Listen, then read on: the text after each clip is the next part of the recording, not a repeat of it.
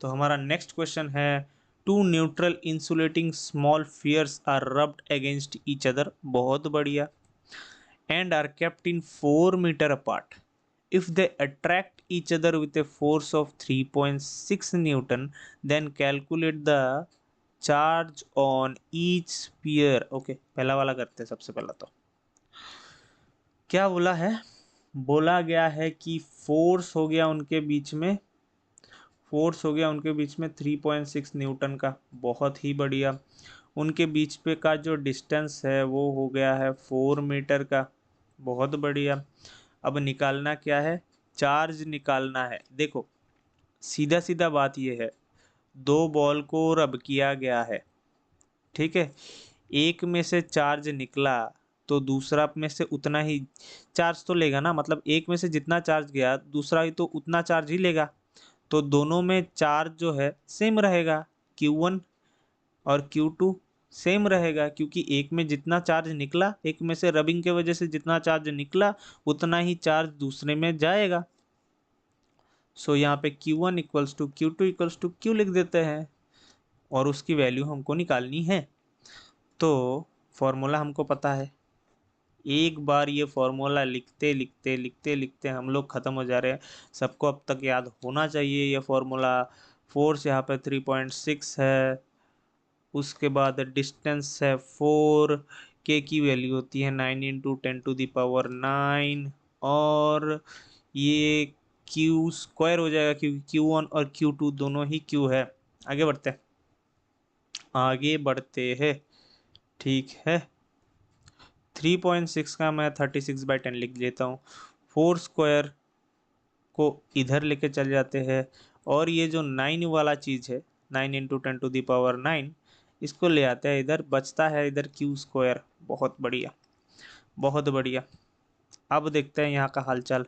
ये 36 है, ये 4 स्क्वायर है, और ये हो जाएगा 9 इंटू 10⁻10, यहाँ हो जाएगा Q square. Okay, so Q equals to, इन सब के ऊपर रूट डल जाएगा.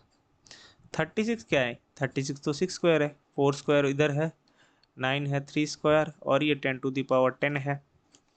अब तो कैलकुलेशन एकदम पानी की तरह है, मक्खन है एकदम कैलकुलेशन, ठीक है. सबके ऊपर रूट लगा देते हैं, मतलब क्या बोलते हैं उसको, सबके ऊपर स्क्वायर लगा देते हैं. 6 इंटू 4/3 इंटू 10⁻5 का स्क्वायर, स्क्वायर और रूट कट जाएगा. बचेगा क्या हमारे पास? हमारे पास बचेगा 6 इंटू 4/3 इंटू 10⁻5. सो इससे ये कटेगा, बचेगा 2, 4 2 ज़ार 8 इंटू 10⁻−5, ये 5 नीचे से ऊपर चला जाएगा. तो हमारा जो चार्ज है, एक चार्ज, ईच चार्ज इतने का है. मतलब क्या? Calculate the charge on each sphere. तो ईच स्फीयर के अंदर कितना चार्ज है? इतना चार्ज है. ओके, सो सेकंड क्वेश्चन क्या बोलता है? Calculate the number of electrons transferred from one sphere to another during rubbing. अच्छा, हमारे पास यहाँ पे चार्ज है, थोड़ी देर पहले ही हमने एक मैच किया था ये वाला. तो हमारे पास यहाँ पे चार्ज है, हमको पता है एक इलेक्ट्रॉन का चार्ज है 1.6 इंटू 10⁻−19 कूलम्ब, और इधर पे टोटल चार्ज है इतना. क्वांटाइजेशन का फॉर्मूला भी हमको पता है, ठीक है ना. तो कितना हो जाएगा? Number of electrons total charge by एक इलेक्ट्रॉन का चार्ज. टोटल चार्ज कितना है यहाँ पे? 8 इंटू 10⁻−5, 8 इंटू 10⁻−5. एक इलेक्ट्रॉन का चार्ज 1.6 इंटू 10⁻−19 है ना, है ना. सो ये 8 है, ये 16 लिख देता हूँ और ऊपर एक 10 मल्टीप्लाई कर लेता हूँ. 10⁻−5 पहले से है, 19 को ऊपर लेके चला जाता हूँ, पॉजिटिव हो जाएगा. अब 8 से इसको काट देता हूँ, 2 हो जाएगा, 2 से इसको काट देता हूँ, 5 हो जाएगा. बचेगा यहाँ पे 5 इंटू 10⁻19-5. तो यहाँ पे 5 इंटू 10⁻4, इतने नंबर ऑफ इलेक्ट्रॉन्स पास हुए होंगे. एकदम आसान था.